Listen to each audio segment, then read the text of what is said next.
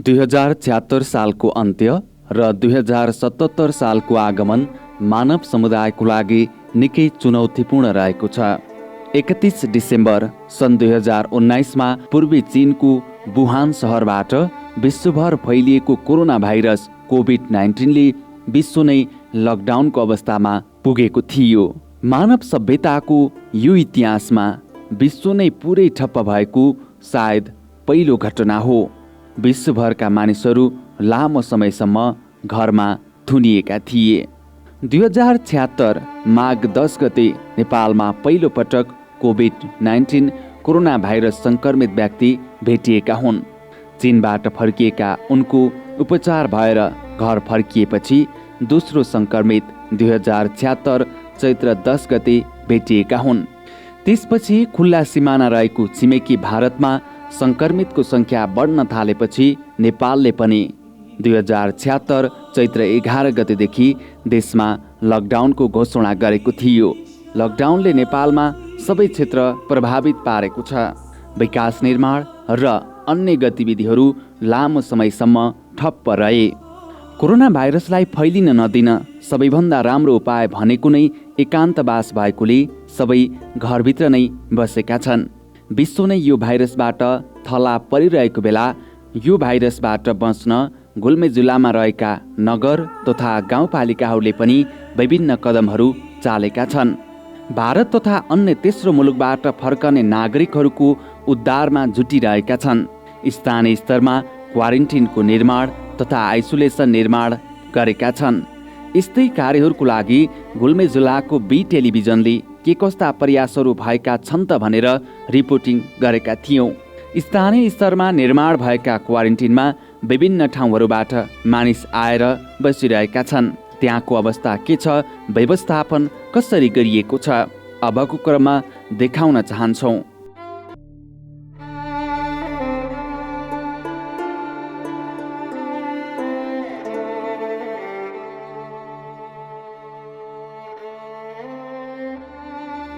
मनबहादुर माझी इन्डियाबाट आउनुभयो। हजुर। इन्डियाबाट नेपालसम्म यहाँ कसरी आउनुभयो, कसरी उद्धार भयो? हाम्रो वार्ड सदस्यले हामीलाई गाडी पठाइदिनु भएको थियो सुनौली तकन। हामी उहाँबाट आफ्नो किराया लगाएर आएका। हजुर। फेरि सुनौलीबाट हामीलाई यहाँको वार्ड अध्यक्षले हामीलाई गाडी पठाएर अनि उहाँले हामीलाई यहाँ तकन सुनौलीसम्म कसरी आउनुभयो? सुनौली तकन उहाँबाट हामी बसमा कुनै समस्या भयो बाटोमा आउँदा? त्यस्तो बाटो आउँदा कोही समस्या त भएन, एकदम राम्ररी आइयो, कोही दिक्कत भएन। हेर्नु उताको जो बसवाला पनि राम्रै थियो। हेर्नु यहाँको खाना र यहाँको व्यवस्थापन कस्तो छ? एकदम राम्रो। हाम्रो यहाँ वार्ड सदस्य जो हुनुहुन्छ सबैले एकदम राम्रो गर्नुभयो। हामी 10जना हामी आएको थियौँ बम्बईदेखि।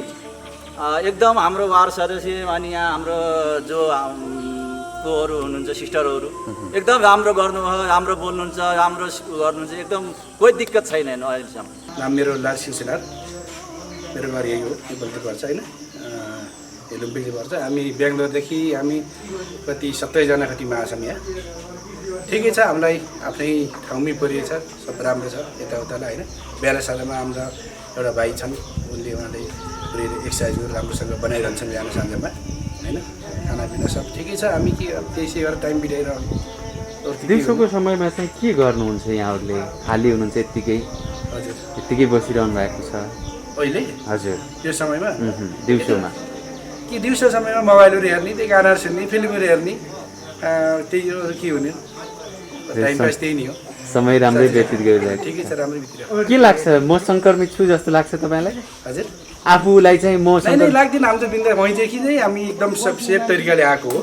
आफ्नै गाडी नै हामीले यस्तो सुरक्षित रहनलाई हामी बसमा के अरे ट्रेनमा नजाउँ भनेर ट्रेन पनि खुलिरहेको थियो, हामी सेफ भएर जाउँ भनेर हामी आफ्नै गाउँका मात्रै वहीँ बस्ने साथीभाइ मिलेर हामी यसरी जाउँ, हामी सुरक्षित जाउँ भनेर वहीँदेखि हामी एकदम सेफ भएर गाडीमै पुरै खाना हामी बाहिर गाडीदेखि नझरेर खाना कुराहरू पानीदेखि लिएर हामीले वहीँदेखि कहीँ पनि नझरेर यहीसम्मलाई छ।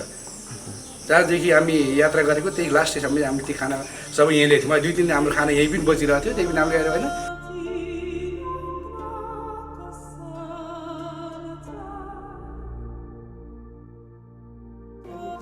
आदरणीय दर्शकवृन्द नमस्ते। कोरोना विशेष कार्यक्रमको निम्ति हामी सबै पालिकामा पुगिरहेका छौँ। गाउँपालिकामा अहिले कोरोना नियन्त्रणको निम्ति धेरै कामहरू भइराखेका छन्।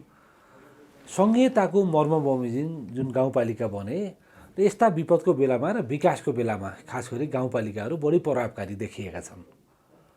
गाउँ गाउँसम्म हामीले अहिले गाउँपालिकामा जाँदाखेरि जनताहरू आफ्नो गाउँपालिकाबाटै सेवाहरू पाइराख्नु भएको छ।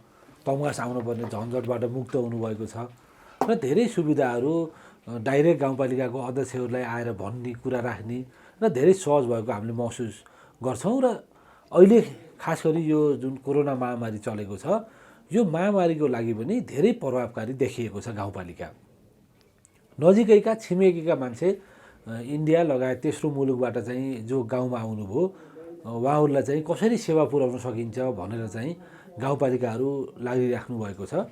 यसै सन्दर्भमा आज हामीले सामाजिक व्यक्तित्व लामो समयसम्म राजनीति गर्नुभएको जिल्लामा पनि परिचित र खास गरी जनताको सेवामा उहाँ चाहिँ हिँडिराख्नु भएको हामीले चाहिँ देखिरहन्थ्यौँ।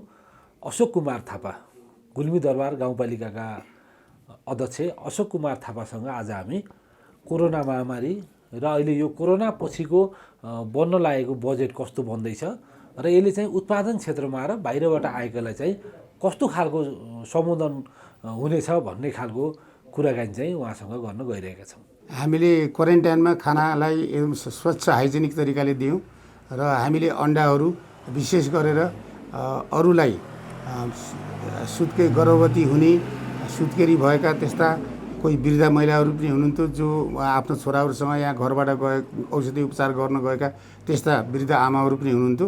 उहाँहरूलाई महिलाहरूलाई बालबच्चाहरूलाई हामीले डेली दुध अन्डाको पनि हामीले व्यवस्था गऱ्यौँ। अरू सबैलाई सामान्य हामीले साधारण हप्तामा एक फेर मासु एक फेर अन्डा दिने 2 टाइम दिने हामीले यो व्यवस्था गऱ्यौँ र बिहान चिया बिस्कुट दिउँसो खाजा खाने चना चाउचाउ आदिहरू हामीले खुवाएका छौँ र सम्पूर्ण खर्च हामीले नै गऱ्यौँ। उहाँबाट सुनौलीदेखि यहाँ आएको हाम्रो बसले बोक्यो, उहाँबाट सुनौलीदेखि हाम्रो गाउँपालिकासम्म आउनलाई पनि हामीले चाहिँ खर्च बेयर गऱ्यौँ। उहाँहरूलाई दुःख पनि भएन? दुःख पनि भएन। सुनौली पर्नुहुन्थ्यो, खबर गर्नुहुन्थ्यो, खबर गरिसकेपछि यहाँ गाडी जान्थ्यो, हाम्रो रेगुलर गाडी चल्यो। तपाईँले चाहिँ साँच्चीकै माया गर्नुभयो बाहिरबाट आएको आफन्तहरूलाई, आफ्नो गाउँपालिकाको जनताहरूलाई चाहिँ साँच्चीकै माया गर्नुभयो। माया अब आफ्नै उसका हुन्, रोजगारको बाध्य भएर रोजगारको सिलसिलामा उहाँ जानुभएको, भारतमा पनि रोजगार गर्ने स्थिति भएन, त्यो भएर उहाँ आउनुभएको, दुःख पाउनुभयो।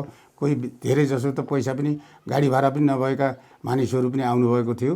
त्यसैले गर्दा हामीले बस नै हायर गरेर डेली बस चलाउने गऱ्यौँ र हाम्रो बसले धेरै क्वारेन्टाइनका मानिस झुन्डमा आउने 10 देखि माथि आउने झुन्डमा आउने हामीलाई खबर भएकासम्म हामीले त्यसरी ल्यायौँ। अरू छुटपुट आउने कोही कपिलवस्तुको नाकाबाट, कोही यता महेन्द्रनगरतिरबाट आउने बुटोलसम्म आउनुभयो।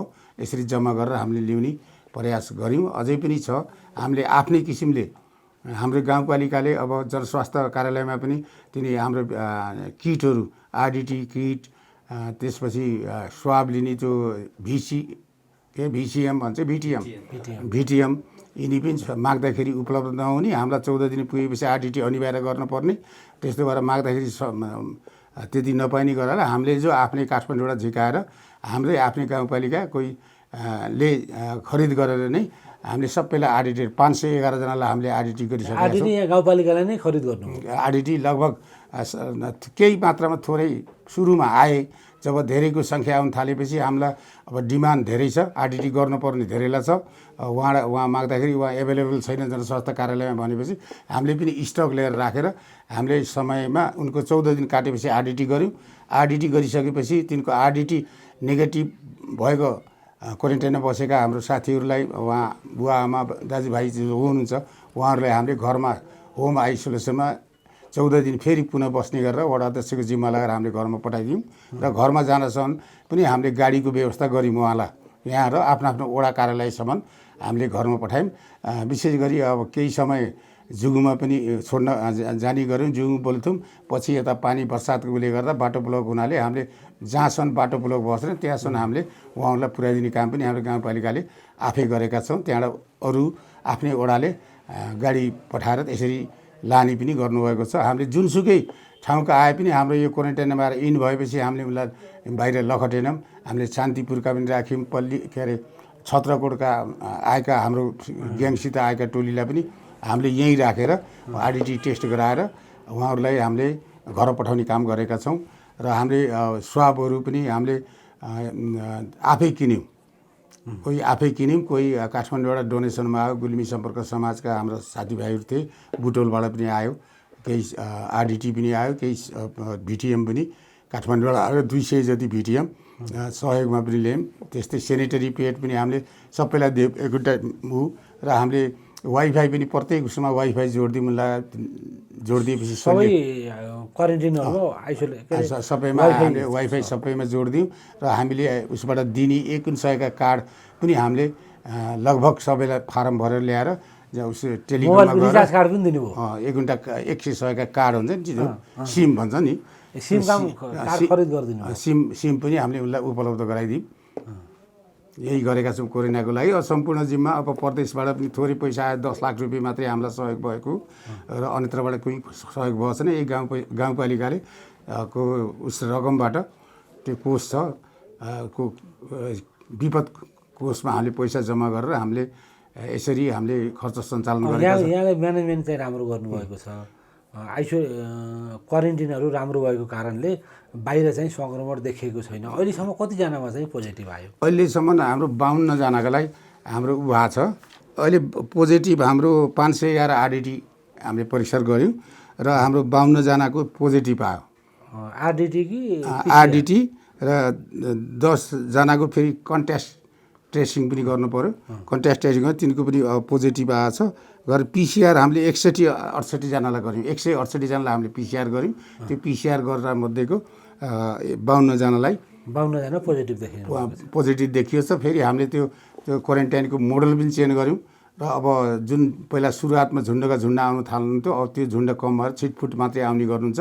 र हामीलाई अब तङ्गासमा पनि अब ठाउँ नभएको, उसमा हस्पिटलमा ठाउँ नभएको, महेन्द्र माध्यमिक विद्यालयमा राखेको, रेसुङ्गा नगरपालिकाले राखेको हामीले ठाउँ नभएको हुनाले आइसोलेसन वार्ड बनायौँ हामीले 3टा। एउटा विद्यालयमा आइसोलेसन वार्ड 50 क्यापेसिटी भएको, एउटा बिरबासमा राजारुन्खा माविमा उताबाट आएका न्यू कमर्स भनौँ न, उताबाट आएका भारतबाट भर्खर आएकालाई हामीले त्यहाँ राख्ने। त्यसपछि ल्याएर त्यहाँबाट आरडिटी नेगेटिभ आएकालाई घर पठाउने र 14 दिनको होम क्वारेन्टाइनमा राख्ने।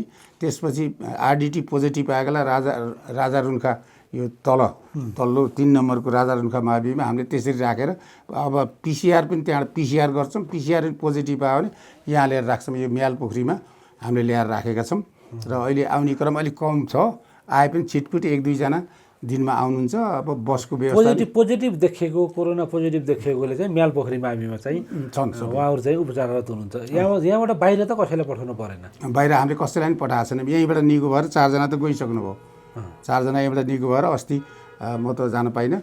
हाम्रो प्रमुख प्रशासनिक अधिकृत, वार्ड अध्यक्ष, स्वास्थ्य संयोजक गएर खादासादा ओढाएर उहाँलाई हामीले पठायौँ। अरू त्यहीँ हुनुहुन्छ। अब उहाँहरू फर्किनुभयो, कोरोनाको सन्तास पनि छ। अब तपाईँले नयाँ वर्षको बजेट पनि बनाउँदै हुनुहुन्छ या भइ पनि सक्यो।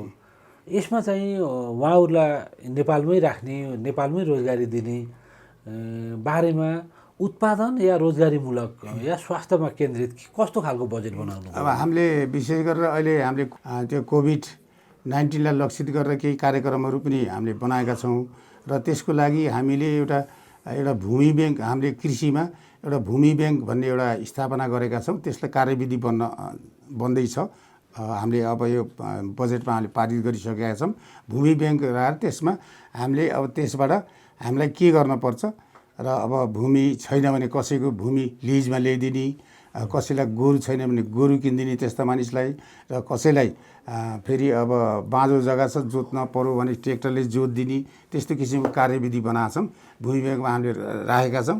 त्यस्ता उद्यमी जसले गर्छु भन्छ, बाख्रा पालन, अब कुखुरा पालन, अरू मौरी पालन आदि गर्छ भने पनि हामीले प्रशस्त कृषिमा पैसा जुटाएको छौँ। लगभग कृषिमा बजेट हाम्रो सशर्त केन्द्रको र हाम्रो गरेर लगभग 1 करोड बजेट हामीसित छ। प्रदेशको अलि पछि आएको छ, प्रदेशको पनि कार्यक्रम आएको छ। अलि हाम्रो ऊ भइसकेपछि हाम्रो के अरे त्यो गाउँसभा भइसकेपछि कृषिको प्रदेशको पनि हामीलाई सिलिङ आयो र कृषिमा पनि प्रदेशमा पनि सबै यही कोभिड-19लाई लक्षित गरेर यो यसलाई रोजगारमूलक बनाउने भनेर नै बजेट छुट्टिएछ। कृषिमा पनि हामीले प्रशत बजेट छुट्याएका छौँ। त्यस्तै पर्यटन उद्योगमा पनि हामीले पैसा धेरै छुट्याएका छौँ। उद्योग गर्छन् भने कसैले घरहरू तान बुन्छन्, कसैले के गर्छन्, केही गर्छन् भने हामीले त्यो समूहलाई रोजगार बनाउन युवाहरूलाई हामीले त्यस्तै किसिमको कार्यक्रम आगामी वर्षको बजेटमा छुट्याएका छौँ। त्यो कार्यक्रमलाई त्यसरी नै हामीले अगाडि बढाउँछौँ। जे होस् चाहिँ अहिले बाहिरबाट आउने मान्छेहरूले खास गरी आफ्नो जमिन बाँझो नराखुन् र त्यसमा चाहिँ उत्पादनमूलक काम गरून् भन्ने चाहना चाहिँ तपाईँहरूको छ? हाम्रो खास चाहनै त्यही हो। हाम्रोमा के छ भन्दाखेरि धेरै जसो बसाइसराईको समस्या छ। बसाइसराई धेरै बुटोल काठमाडौँ तिर हुनुहुन्छ हाम्रो प्राय यहाँका गुलिदरबार गाउँपालिकाका बासिन्दाहरू, कोही पोखरा हुनुहोला। त्यो उहाँलाई धेरै यहाँ के छ भने यहाँ घरमा पनि सबै धेरै हुनुहुन्न। उहाँहरूले गर्न भए अब कोही रोजगार गर्न गएका छन्, कोही कता गएका छन्। घरमा आमाबुवा वृद्ध आमाबुवा मात्रै हुनुहुन्छ, अरू कोही छैन। न गोरु पाल्न सक्ने स्थिति छ, न खेत जोत्ने अब यस्तो स्थिति छ। त्यसो भएको हुनाले त्यही नै बाँझा भएका जग्गा नरहुन्, भूमिलाई कृषि उत्पादन गरौँ, त्यसलाई समूहमा बनाएर त्यसलाई केही उत्पादनमूलक कार्यक्रम गराएर तिनीहरूलाई पनि रोजगार पनि मिल्ने, उत्पादन पनि हुने भन्नाले थुप्रै खेतहरू बाँझा छन्, हाम्रा बारीहरू बाँझा छन्। तिनमा त्यस्तै किसिमको प्लान्टेसन गर्ने, खेतमा खाद्यान्न बालीतिर बढी फोकस गर्ने, अरू पाखा पोखरामा जस्तो आय आर्जन हुने खालका टिमुर भयो, अरू कागती यस्ताहरू वृक्ष रोपण गरिदिएर हामीले चाहिँ पैसा लगानी गरेर रोपण गरिदिएर तिनलाई त्यसबाट आय आर्जन गर्न सकुन्, रोजगार बनुन् भन्ने उद्देश्यले यो कार्यक्रम लागू गरिएको छ। अहिले 3 वर्षको बिचमा चाहिँ तपाईँहरूले मुख्य गरेका यिनी कृषिका कामहरू र स्थापित भएका केही फर्महरू बताइदिनु न। जस्तो यहाँबाट दुध पनि बाहिर जान्छ, अरू ठाउँमा पनि बेच्न लैजान्छन्, त्यस्तो कुन सेक्टरमा त्यस्तो उपलब्धिहरू हासिल भएका छन्? अब हाम्रोमा हाम्रो पछि हामीले हाम्रो सहयोगमा यहाँ हाम्रो बाख्राका फर्महरू पनि छन्। यो अर्बाथोकमा गुल्मी दरबार गाउँपालिकाको वडा नम्बर 7 मा छन्। ठुले 60-70 बाख्राहरू पालन गर्ने व्यवसाय गरेका छन्। दुई ठाउँ छ।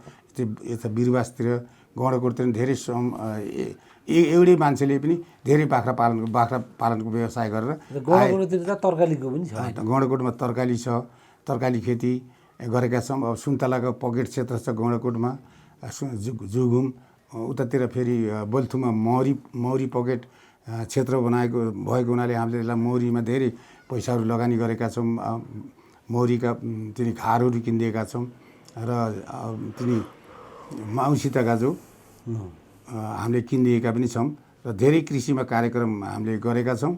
र त्यसको बाहेक हामीले फर्म हो भने अब हाम्रा विशेष गरेर दुध बिक्री गर्ने फर्महरू एउटा शिवशक्ति छ, एउटा तल अमररथोकमा 7 नम्बरमा छ। त्यो भने अमररथोकमा एउटा गाई भैँसी पालेर त्यहाँबाट दुध उत्पादन भएर वहाँ जान्छ र एउटा मजुवारी बलिथुङको तल छ, त्यसको दुध प्राय मजुवातिर नै सप्लाई हुन्छ। हाम्रो बजार क्षेत्र भनेको तङवास र बलिथुङको जुगुमको तल्लो भेगको मजुवा हो।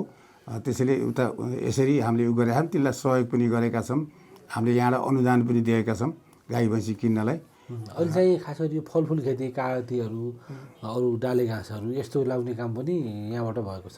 डाले घाँस पनि हामीले लगाएका छौँ। विशेष गरेर हामीले कागती सुन्तला हामीले गरेका छौँ। अहिले पनि कागती सुन्तला ल्याएर अहिले पनि हामीले वीरगन्जबाट ल्याएर कलमी कागतीहरू कमसेकम 5000 लिएर हामीले जसले लार्ज स्केलमा लाउँछ तिनीहरूलाई हामीले डिस्ट्रिब्युट गरेका छौँ निःशुल्क। जसले फर्म सञ्चालन गर्छ त्यसलाई चाहिँ प्रायोरिटी दिनुभयो। थुप्रैलाई अब 200-300 एउटाले लाउँछ भने त्यस्तालाई हामीले दिएका छौँ। 5000 भर्खरै लिएर हामीले वितरण गरेका छौँ। अरू लाउने काम जारी छ। जस्तो तपाईँले देख्नुभयो अहिले विद्यालय भएका कारणले क्वारेन्टिनहरू, आइसोलेसनहरू बनाउन सहज भयो। स्वास्थ्यको अवस्था त हाम्रो नाजुकै रहेछ। स्वास्थ्यमा चाहिँ के गर्दै हुनुहुन्छ? यो कोरोना महामारीको जुन अहिले सङ्कट पनि हो, स्वास्थ्यको क्षेत्रमा पनि हामीले प्रशस्त खर्च भएको छ। हामीले हिजो कार्यपालिकाको बैठक बसेको, सबै क्वारेन्टाइनमा भएका खानाहरूको सबै खर्च हामीले हिसाब मागेका थियौँ संयोजक उसबाट व्यवस्थापकज्यूबाट र विद्यालय भएको हुनाले हामीलाई यो व्यवस्थित गर्न सजिलो भयो भने अर्कोतिर विद्यालयको गर्दाखेरि देशव्यापी रूपमा विद्यालयमा पठन पाठन बन्द छ। त्यो भएको हुनाले हामीले 3टा गाउँपालिका मिलेर रुरु, छत्रकोट, गुल्मीदरबार गाउँपालिका मिलेर विद्यार्थीहरूलाई घरैमा 10 बजेदेखि 4 बजेसम्म पढ्ने व्यवस्था गराएको छौँ। हाम्रो यहाँ अनलाइन सिस्टम नभएको रेडियोबाट हामीले तिनी बालबालिकालाई रुटिन बनाएर हामीले पहिले पेस गरेका छौँ।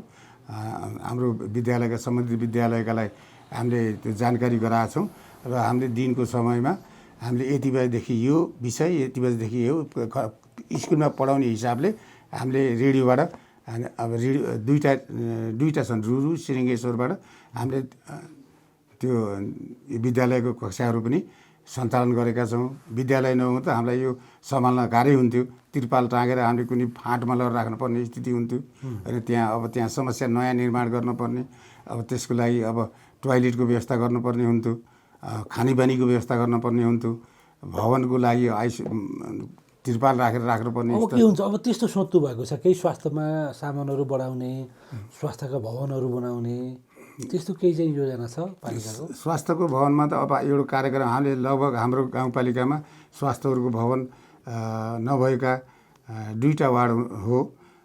3 नम्बरमा पनि बनिसकेको छ, 7 नम्बरमा अहिले तयार हुँदैछ भने बल्थुङमा बन्यो, जुगुमा बन्यो, वीरबास र 6 नम्बर वार्ड र 5 नम्बर वार्डमा बनेको छैन। अहिले 5 नम्बरमा हामीले एउटा बनायौँ, 2 करोड बराबरको एउटा बनाएका छौँ, एउटा हेल्थ पोस्ट भवन बनाउँदैछौँ यस आगामी वर्षमा। अर्को वर्षमा हामीले क्युमा राखेका छौँ, अर्को वर्ष वीरबास बनाउँछौँ र अर्को वडामा 6 नम्बरमा त्यो आधारभूत स्वास्थ्य केन्द्र हो। त्यसलाई हामीले 40-45 लाख बजेट भए हुन्छ। त्यसलाई हामीले समन्वय गरेर उसमा सङ्घमा समन्वय गरेर हामीले गरेर तुरुन्तै बनाउँछौँ। स्वास्थ्यको लागि हामीले अब भवन, औषधिको लागि कोरोनाको विशेष भ्याक्सिन छैन, कि छैन, ट्याब्लेट छैन। हामीले त्यसलाई कोरोनाको औषधि हामीले किनेका छन्। सामाजिक दूरी हो यसको खास दबाई र हामीले सबैलाई सल्लाह के दिएका छौँ। हामीले धेरै जसो क्वारेन्टाइनमा त यही गौँडाकोट, चारपालाका क्वारेन्टाइनमा सबैलाई त्यस्तो छ। अदुवा, लसुन, त्यहाँबाट टिमुर, त्यहाँबाट गुर्जोका लहराहरू कुटेर खुवा भनेर बिहानमा बेसरी भल्काएर सबैलाई 1 गिलास तातो पानी दिने हामीले व्यवस्था पनि गऱ्यौँ। हामीले क्वारेन्टाइनमा गाउँपालिकाले नै व्यवस्था गर्नु, त्यो व्यवस्था सबै गाउँपालिकाले जडीबुटीको व्यवस्था हामीले खोज्न लगायौँ। तिनी भलिन्टियरलाई खोजिया प्रशस्त पाइन्छ त्यो गुर्जोका लहराहरू र खोज्नुहोस्, अदुवा किन्नुहोस्, त्यो गराएर दिनमा 1 पटक तातो पानी 1 गिलास पूर्ण गिलास दिनुहोस् भनेर हामीले सबै भाँडाकुँडा सबै हामीले उसबाट आमा समूहलाई पनि हामीले धन्यवाद दिन्छौँ। टोलमा आमा समूह भएको हुनाले पकाउने भाँडा, खाने भाँडा सबैलाई क्वारेन्टाइनमा उहाँले उपलब्ध गराउनु, गिलास, थाल, कटौरा सबै उपलब्ध गराउनु, पकाउने भाँडा र दाउराको अभाव भएको हुनाले हामीले ठुल्ठुला ग्यास लिएर ग्यासबाट हामीले पकाउने गऱ्यौँ र हामीले जहाँ तक हो राम्रै छ। अब घट्दो स्थिति छ, मान्छे आउनलाई, बाहिरबाट आउनलाई कमी भएको छ मान्छे, सबै गरेर समग्र गरेर हामीले सोचेका छौँ। खर्च पनि भएको छ, करोडको हाराहारीमा भएको छ। सबैलाई अब जोखिम भत्ता पनि हामीले दिइसक्यौँ। स्वास्थ्य कर्मीलाई, सुरक्षाकर्मीलाई हामी जोखिम भत्ता 2 महिनाको हामीले गाउँपालिकाबाट दिइसकेका छौँ। माथिबाट अझै केही आएको छैन, पछि आएको आउला भन्ने आशा गरेका छौँ। माग पनि गरेका छैन। आउला स्वतः स्थिति बुझेर स्वतः आउला भन्ने पर्खाइमा छौँ र सबै गाउँपालिकाले गरेका छौँ। हामीले यो सबै म्यानेज हामीले गाउँपालिका तर्फबाट गरेका छौँ। हामीले जहाँसम्म जे गरेका छौँ ठिकै गरेका छौँ। हाम्रो गाउँपालिका गर्नुभएको छ। हामी चाहिँ क्वारेन्टिनमा पनि हेरेर फर्किरहेका छौँ, आइसोलेसनमा पनि हामीले हेऱ्यौँ। अब हामी यो बजेटको सन्दर्भमा चाहिँ पर्यटन क्षेत्रमा के काम भएको छ? यो त रेसुङ्गाको काखमा रहेको गाउँपालिका हो। गुल्मी दरबार जस्तो एउटा ऐतिहासिक धरोहर पनि यो गाउँपालिकामा छ। पर्यटनको निम्ति के काम गर्नुभएको छ? पर्यटनको लागि हामीले विशेष गरेर पर्यटनको हाम्रो क्षेत्र भनेको अब हामीले हाम्रो यो गुल्मीको प्राचीन ऐतिहासिक राजदरबार हो। 24 राजाले राज्य गरेको थलो हो गुल्मी चारपाला भन्ने ठाउँ। त्यसैको नामबाट गुल्मीको नाम रहेको भन्ने किंवदन्ती पनि भेटिन्छ र हाम्रो पर्यटन क्षेत्र अरू धेरै नभए पनि हामीले रेसुङ्गाको धार्मिक पर्यटनलाई हामीले रेसुङ्गालाई हामीले मान्छौँ र हामीले रेसुङ्गाको विकासको लागि सबभन्दा पहिला त पर्यटन विकासको लागि बाटाघाटाको सुविधा हुनुपर्ने हुन्छ। त्यो सुविधाको लागि हाम्रो गुल्मी दरबारबाट हामी रेसुङ्गा जान पर्यो भने यताबाट तमघास भएर तमघासबाट गडजुरा हुँदै हामी जान पर्छ हाम्रो गाउँपालिकाका सम्पूर्ण मान्छेलाई। र अब हामीले यहीँबाट पनि खोल्यौँ यो पिपल नेटा भन्ने छ गुल्मी दरबार गाउँपालिका गौडाकोटबाट सिधै हामीले आफै ट्र्याक खोलेर बाह्रमासे चाहिँ हामी यातायातका साधन जान सक्ने कार जिप कार पनि गएका छन् एक दुई पटक जिपहरू मोटरसाइकलहरू सबै जान सक्ने रेसुङ्गा पोखरीसम्म जाने बनाएर त्यसैलाई फोकस गरेका छौँ। र तल एउटा पर्यटन क्षेत्र भनेर हामीले पहिले नै सुरुवात गरेका थियौँ। त्यो सामुदायिक वन थियो, त्यो पहिला एउटा दुबिचौर गाविसको र यता गौडाकोट गाविसको थियो।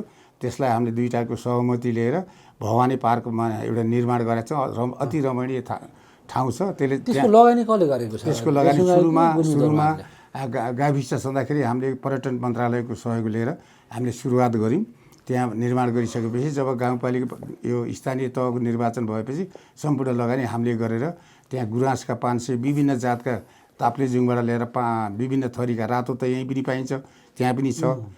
अरू विभिन्न थरीका सेतोहरू अरू कलरको गुराँस पनि ल्याएर त्यहाँ ल्याएर 500 लागेका छौँ। अस्ति पनि सफाइ गर्न पठायौँ हामीले। त्यो सफाइ गर्न पठाउँदा लगभग 300 जति जागेका छन्। त्यहाँ जाएका छन्। एकदम त्यहाँ देख्ने रमणीय ठाउँ छ। ऊ छ पिकनिक स्पोट जस्तो पोखरी बनाएको छौँ। त्यहाँ पानीको अभाव छ। हामीले पानी ल्याउने रेसुङ्गो कालो पातलबाट ल्याउने हाम्रो प्रयास हो। जुगुङको खानेपानीको भएको हुनाले अलि त्यहाँबाट अलिकता समन्वय गरेर हामीले एउटा हाफ इन्ची पाइप कन्टिन्यू बनाएपछि त्यो एकदम रमणीय ठाउँ बन्छ। त्यसको लागि हामीले बजेट छुट्याएको छौँ। अहिले यस वर्षमा यो आर्थिक वर्ष चलिरहेको रनिङ फिस्कल इयरमा त्यो 5 लाख जति रेसुङ्गा नगरपालिकाको पनि केही भाग पर्ने भएको हुनाले बजेट छुट्याएर के काम गर्नुभएको छ। हाम्रोले पनि काम भएको छ। अब यसलाई पनि अलिक फोकस गर्न हामीले बजेट छुट्याएको छौँ। र हाम्रो सानो रेसुङ्गा भन्ने ठाउँ पनि छ। त्यसको सौन्दर्यीकरणको लागि पनि 2 लाख रुपियाँ आगामी वर्षको बजेट मैले राखिदिएको छु। यहीँबाट राखिदिएको छु। अरू बाँकी 7-8 लाख रुपियाँ मैले यसको लागि यसको सौन्दर्यीकरण बाटोघाटोको केही मर्मत भनेर 8 लाख जति राखिदिएको छु। यसो पर्यटनको लागि र दरबारको लागि हामीले राखिदिने भनेर बजेट विनियोजन गरेका थियौँ। हाम्रो केन्द्रबाट पनि कति 12 लाख आयो, प्रदेशबाट 20 लाख आयो। र उजेला देवी पनि हाम्रो एउटा रमणीय ठाउँ छ। जता कति देखिन्छ आँपचौरतिर राम्रो देखिन्छ बोलिथुम एकको। त्यसलाई पनि हामीले एउटा स्पोटको रूपमा ल्याएको छौँ, पर्यटन स्पोटको रूपमा। त्यसलाई पनि उसबाट सङ्घबाट नै सशर्तमा रकम आएको हुनाले त्यतिर हामीले बजेट यो गाउँपालिकाले बजेट विनियोजन गरेका छैन पर्यटन क्षेत्रमा। यी सबै ठाउँमा चाहिँ लगभग बाटो पुगेको छ र बाटोको घाटोको अवस्था कस्तो छ? बाटो टोलमा सबैको घरमा 3 जना 3 घर 4 घरधुरी भएका ठाउँमा सबैको ठाउँमा यता सुगम ठाउँमा सबै घरमा पुगेको छ। बलिथुमको पनि लगभग पुर्याउने प्रयास छ। 4 खुट्टे भन्ने ठाउँ छ एउटा। त्यस्तो ठाउँ छ। त्यहाँ 17-18 घर त्यहाँ बस्ती छ। राम्रो रमणीय खाल्टोमा ठाउँ छ। उब्जाउएको जमिन छ। बलथुङको पुछार आँपचौरको वारीपट्टि छ। उहाँहरूलाई आउने ठाउँ छैन। सदरमुकाम आउनु पऱ्यो, वार्ड कार्यालय आउनु पऱ्यो भने पनि चन्द्रकोट घर रूपाकोट पुल तरेर मजुवा आँपचौरको पुल तर पारी गएपछि मजुवा आएर मजुवाबाट फेरि जुगुम हुँदै उहाँ बलिथुम बल्ल आइन्छ। त्यस्तो अवस्था थियो। अहिले पनि अरू सुधार त गऱ्यौँ। खानेपानीका सिँचाइका सुविधा त हामीले गाउँपालिकाबाट गरिदिइसकेका छौँ। र बाटोको लागि अहिले हामीले त्यसलाई एउटा गौरवै मानौँ। 16-17 घरको ठाउँमा हामीले बाटो पुर्याउन सकेका छैनौँ भने बलथुङको साइडबाट हामीले 10 लाख विनियोजन गरेर अहिले आगामी वर्षमा बजेट विनियोजन गरेर त्यहाँ पुर्याउँछौँ। बाटाघाटोको स्थितिमा अन्यत्रमा सबैमा बाटो घर पुगेको छ भने पनि हुन्छ होला। त्यो जिल्लाको राजनीति पनि गर्नुभयो, एकदमै समाजसेवा पनि गर्नुभयो। अहिले चाहिँ गाउँपालिकाको अध्यक्ष भएर आफ्नो गाउँको सेवा गर्दाखेरि कस्तो लागेको छ मनमा चाहिँ? ठिकै छ। अब समाजसेवा मानिस भएपछि सामाजिक प्राणी हो। सामाजिक प्राणी भएपछि समाजको सेवा गर्नुपर्छ। त्यही उद्देश्यले मैले छोटो जागिर छोडेर म 20 वर्षमा नै शिक्षक पद त्यागेर म जिल्ला विकासमा पनि यही जनताको सेवा गर्ने भनेर जिल्ला विकास समितिमा सदस्यको रूपमा यही एरियाको 7 नम्बर इलाकाको म सदस्य भएर 5 वर्ष पनि गरेँ। त्यसपछि लगातार पनि म यहाँहरूकै सहयोग सामाजिक सेवा गरेर उहाँहरूको लागि विकास निर्माणमा के कस्तो छ भनेर यसरी बस्दै आएको हुँ। र अहिले पनि अब सबै साथीहरूले यो उसमा गाउँपालिका अध्यक्ष हुनु पर्यो भनेर मनोनयन पत्र दाखिला गरेर निर्वाचित भएर आएको छु। अझै पनि आफूले सकेसम्म अझै पनि यो गाउँवासीको सेवा र यस गाउँवासी यो गुल्मी दरबार गाउँपालिकाको समृद्धिको लागि मैले काम गर्न पछि हट्दिनँ र म सधैँ यसैमा तल्लीन छु। अहिले यहाँ तपाईँले गरेको काममा चाहिँ सन्तुष्टि हुनुहुन्छ कि अझै धेरै गर्नुपर्ने थियो? हुन त यो पहिलो कार्यकाल पनि हो संहिता कानुनको, काममा सन्तुष्टि हुनुहुन्छ कि अझै गर्नुपर्ने धेरै छ जस्तो लाग्छ? हामी अब सन्तुष्टि हामीले जति गरेकामा हामीले राम्रो यो काम गरेका छौँ। यसलाई हामीले पछिसम्म खप्ने खालका काम गरेका छौँ। हामीले जति पनि योजनाहरू विकास निर्माणका काम गरेका छौँ र हामीले बाटो मुख्य हामीले निर्वाचनताका हामीले के भनेका थियौँ भने हाम्रो उद्देश्य के हो भने एउटा बाटो खर्ज्याङ चारपाला गौँडाकोट मजुवा शान्तिपुरको सडकलाई यसलाई स्तरोन्नति गर्ने भन्ने थियो र अरू खाने एक घर एक धारा खानेपानी पनि हामीले एउटा हाम्रो प्रमुख घोषणापत्रमा हामीले गरेका थियौँ र सबैका घरमा बिजुली पुर्याइदिने र सबैको काठको पोल सबैलाई विस्थापित गर्ने र एक खर्का छानालाई विस्थापित गर्ने हाम्रो प्रमुख उद्देश्य हो। त्यसमा हामीले करिब हामी त्यो गोलमा लक्ष्यको नजिक पुगिसकेका छौँ। कोरोना भाइरसले यो लकडाउन नभएको भए धेरै जसो एक घर एक धाराका काम पनि सम्पन्न हुन्थे र हामीले बिजुलीका त हामीले लगभग पोल पुर्याएका छौँ।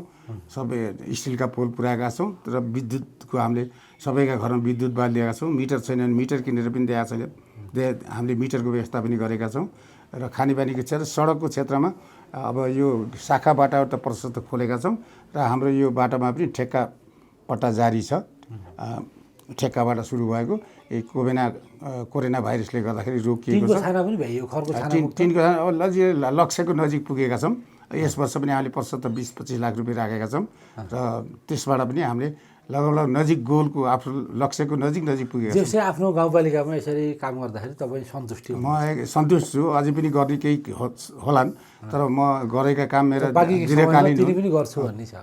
दीर्घकालीन हुन् र यो टिकुन लामो समयसम्म रहोस् भन्ने हिसाबले मैले काम गरेको छु र रहन्छन् पनि। म अन्तिम दमसम्म पनि म गुल्मी दरबार गाउँपालिकाको यो समृद्धि यसको विकासको लागि पर्नेछु। यो पदमा नरहे पनि म यस गुल्मी दरबारको समृद्धिको लागि अन्यत्र क्षेत्रबाट पनि सहयोग जुटाएर पनि म काम गर्न सक्छु, म गर्नेछु। तपाईँले केही भन्न छुटेका कुराहरू केही छन् कि? अब धेरै कुरा त मैले प्रकाश पारिसकेँ। तपाईँहरूको मिडिया अरू धेरै भन्न फेरि पुनः यहाँहरूको मिडियामा आएर मैले यहाँहरूलाई सबैलाई हाम्रो गुल्मी दरबार गाउँपालिकावासीलाई सबै कुराहरू अवगत गराउँछु र तपाईँले यो समय दिनुभयो, तपाईँको मिडियाले समय दिनुभयो। यहाँ गुल्मी दरबार गाउँपालिकामा भएका क्रियाकलाप विशेष गरी कोरोना सम्बन्धी भाइरसको रोकथाम सम्बन्धी यो कार्यक्रम के छ भनेर हाम्रो यसलाई बाहिर ल्याइदिने प्रयास जारी राख्नुभयो। त्यसको लागि हामी पनि गुल्मी दरबार गाउँपालिका पनि यहाँहरूप्रति आभार व्यक्त गर्दै यो चाहिँ अलिकति अप्ठ्यारो परिस्थिति छ। कोरोनाले चाहिँ जसलाई पनि सङ्क्रमण गर्न सक्छ। स्वास्थ्यको ख्याल गर्नु होला। हस्त धन्यवाद। नमस्कार।